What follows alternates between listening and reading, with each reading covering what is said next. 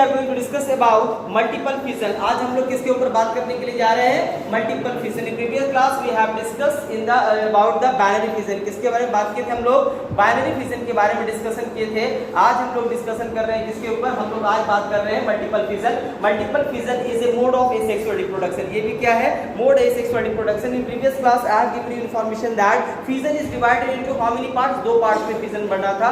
सबसे पहला क्या था? Binary fission. उसके बाद वाला क्या था? उसके बाद वाला क्या था?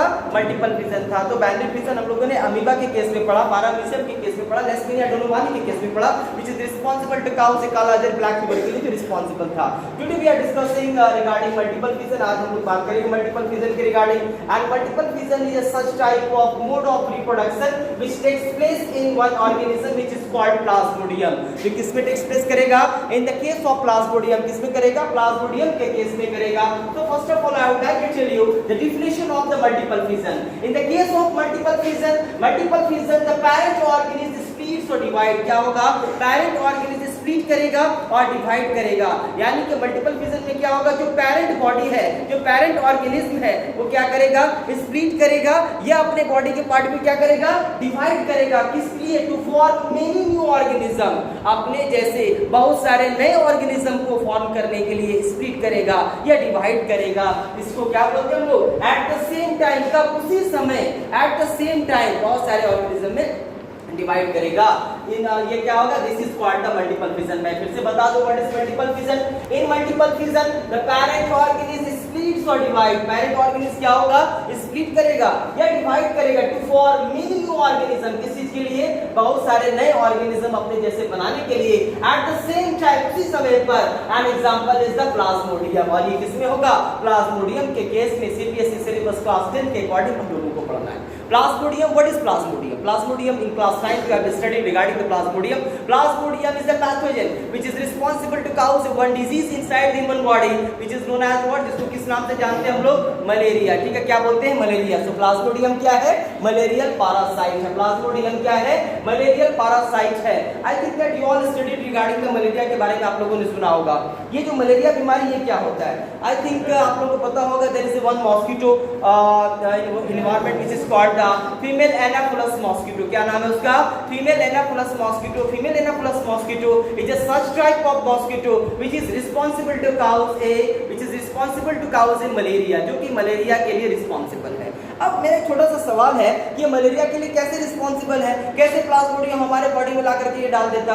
सबसे बड़ा इंपॉर्टेंट सोचने वाली बात है, मैं आपको बता देता हूँ। सबसे पहले ये जो फीमेल एनाफिलस मॉस्किटो है, ये कैसा मॉस्किटो है? ये सैंग्निवरस मॉस्किटो है। कैसा मॉस्किटो है?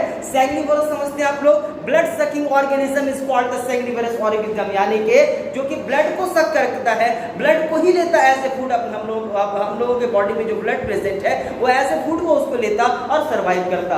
लेकिन इसका जो फीमेल एनाफिलस है वो सैंग्निवरस, लेकिन इसका मेल ऐसा नहीं है। उसका जो मेल पार्टनर है वो कैसा है? वो depend upon the flower juice, fruit juice, flower juice के ऊपर, फ्रूट जूस के ऊपर, फ्रूट के ऊपर ये डिपेंड करता है। वो सैंग्निवरस नहीं है, लेकिन फीमेल जो है इसकी, फीमेल एनाफिलस मॉस्किटो जो है वो सैंग्निवरस है। अब देखिए नेक्स्ट इंपॉर्टेंट थिंग मैं आपको बता दूं regarding the malarial parasite which is called the Plasmodium, जिसको किस नाम से जानते हैं हम लोग? प्लाज्मोडियम के नाम से जानते हैं। तो ये जो प्लाज्मोडियम है ये कैसे अब हमारे बॉडी के अंदर चला आता?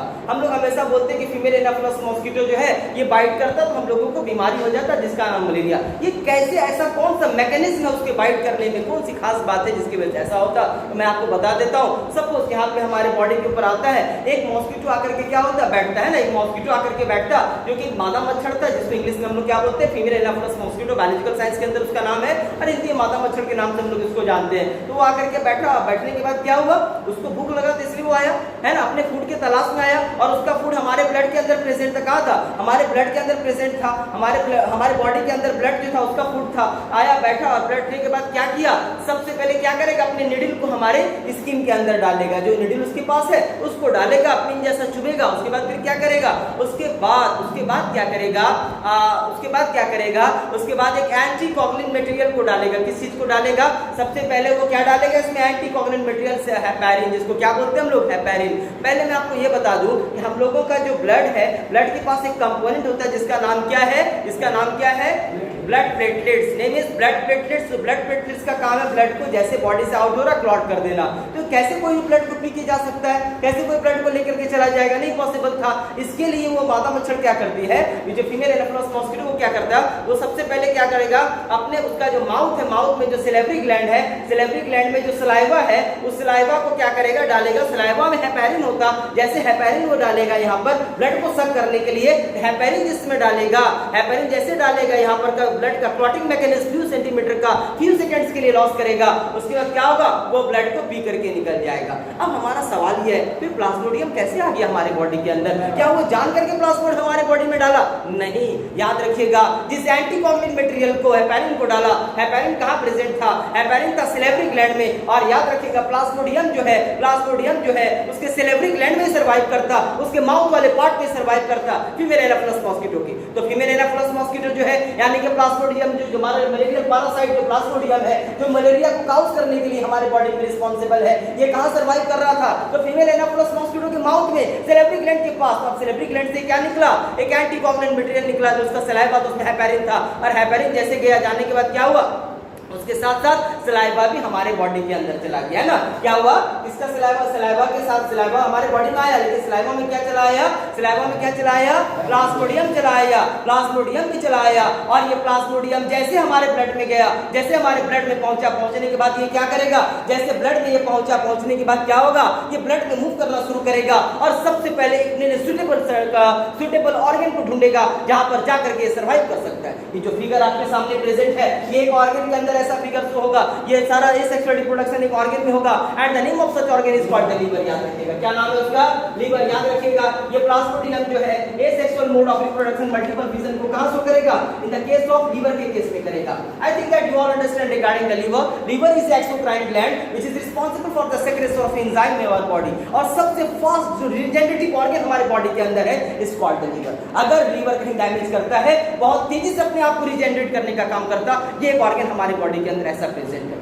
लेकिन इस ऑर्गन के पास क्या चला आएगा, उसमें प्लाज्मोडियम आएगा, और प्लाज्मोडियम लीवर के सेल में जाकर के क्या करेगा, एसेक्सुअल रिप्रोडक्शन को शो करना शुरू करेगा। जैसे वहां से माउथ से आया, माउथ में ब्लड में गया, 102 दिन के अंदर कहां पहुंचा, सब लीवर के पास गया, और लीवर के पास जाने के बाद क्या हुआ, लीवर का सेल एक सुटेबल क्लाइमेटिक कंडीशन को देता उसको, जहां पर क्या करता वो रिप्रोड्यूस कर सकता, क्या कर सकता, अपने यंग वंस को प्रोड्यूस कर सकता। और कितना करेगा, एक प्लाज्मोडियम 100,000 स्पोरोसाइट्स को फॉर्म करेगा। स्पोरोसाइट समझते हैं, ये जो स्टेज निकल रहा है इसको स्पोरोसाइट्स का स्टेज बोलते हैं, जो खतरनाक स्टेज है, जो हमारे लिए डेंजरस है, हमारे बॉडी के लिए जो डेंजरस है, ध्यान से समझिएगा। तो लीवर के सेल के पास गया, लीवर के सेल के पास कौन गया, प्लाज्मोडियम गया। प्लाज्मोडियम जाने के बाद क्या हुआ, यहाँ पे प्लाज्मोडियम जैसे गया तो ये क्या किया, आपने अभी जस्ट पढ़ा है कि पेरेंट ऑर्गन इज स्प्लिट और डिवाइड, तो पेरेंट ऑर्गन एक प्लाज्मोडियम गया है ना, आपके सामने एक प्लाज्मोडियम यहाँ पर अवेलेबल है जो लीवर के सेल के पास जा चुका है, और ये इसका फिगर है। सबसे पहले क्या है, न्यूक्लियस है, सबसे पहले न्यूक्लियस, उसके बाद cytoplasm, the jelly like substance which is present inside the cell is called the cytoplasm. I think that you studied class 9।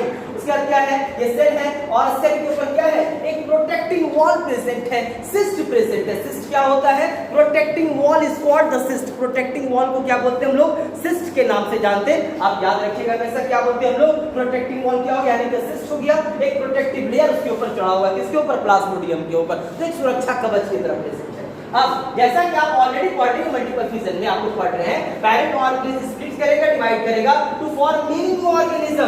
अब ये क्या करेगा, इसका जो पेरेंट बॉडी है ये क्या करेगा, स्प्लिट करेगा, डिवाइड करेगा। अब नेक्स्ट फिगर में आप देख रहे होंगे क्या हो रहा, many daughter cells are produced by multiple fission. बहुत सारा क्या होगा, डॉटर सेल्स प्रोड्यूस्ड होगा, किसके द्वारा, मल्टीपल फिजन्स के द्वारा। किसके द्वारा होगा, मल्टीपल फिजन्स के द्वारा बहुत सारा डॉटर सेल्स जो है ये प्रोड्यूस्ड होगा। What is this daughter cell, daughter cell mean new young ones are producing, नया यंग वंस प्रोड्यूस्ड हो रहा है। और ये कहां हो रहा, इस सिस्ट के अंदर एक प्लाज्मोडियम था, ये बहुत सारे प्लाज्मोडियम को फॉर्म करेगा। सिस्ट के अंदर ही बहुत सारा नया ऑर्गेनिज्म जो है वो बनना शुरू हो जाएगा, प्लाज्मोडियम बहुत सारा बन जाएगा। किसके द्वारा बनेगा, by the help of the one mod of asexual reproduction which is called the multiple fission. लेकिन मल्टीपल फिजन के बाद यहाँ पे क्या होगा, एक समय ऐसा आएगा सिस्ट बिल्कुल भर जाएगा, बहुत ज्यादा प्लाज्मोडियम उसके अंदर फॉर्म कर जाएगा, और बहुत ज्यादा प्लाज्मोडियम भरने के बाद क्या हो जाएगा, जैसे वो एक्टिव स्टेज में होगा प्लाज्मोडियम, तो वो जो सिस्ट था, सिस्ट का जो लेयर था वो क्या हो जाएगा, फट जाएगा, ब्रेक डाउन कर जाएगा। और ब्रेक डाउन करने के बाद क्या होगा, डॉटर सेल्स आर रिलीज्ड, और ये सब जो डॉटर सेल्स है इसका प्लाज्मोडियम का, ये सब रिलीज होगा and such cell is known as the sporozoite stage. इसको क्या बोलते हैं? स्प्रोजोइड स्टेज, यानी कि such stage is responsible to create a symptom in our body, और हमारे बॉडी के अंदर सिम्पटम को क्रिएट करने के लिए रिस्पांसिबल हो जाएगा। And after releasing few days we started suffering from the high fever. क्या क्या सिम्पटम्स होगा आप लोगों ने पढ़ा होगा क्लास 9th में। हाई फीवर होगा, नॉसिया होगा, वोमिटिंग टेंडेंसी होगा, हेडेक होगा। these all are the symptoms indicate that we are suffering from the malarial infection। है ना, मलेरिया इन्फेक्शन का सिम्टम्स मैंने पहले भी आप लोगों को बताया था,